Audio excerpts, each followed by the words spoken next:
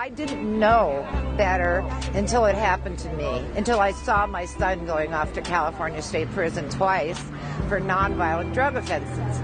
And the belief that he would get some kind of rehabilitation in prison, I mean, that's a joke. The Brazilian city of Vitória da Conquista, where public school officials are tracking kids with GPS devices. In an effort to cut down on hooky, officials have embedded locator chips into the t-shirts of grade school students. They call them intelligent uniforms, and they use technology similar to the kind that's used to track pets.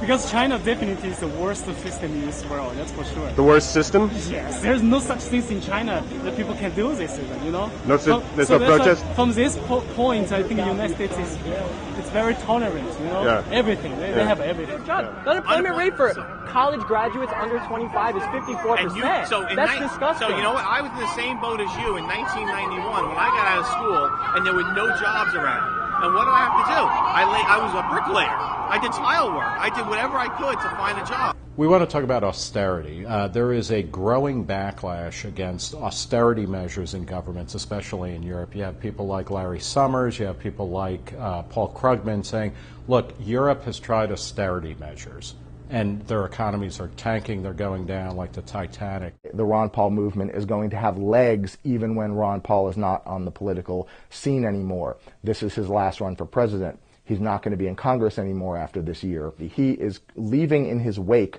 a set of institutions and a set of hundreds of thousands of dedicated, energized, intelligent youngsters who unquestionably are going to shape American politics moving down the line, even when Ron Paul is no longer there leading the charge.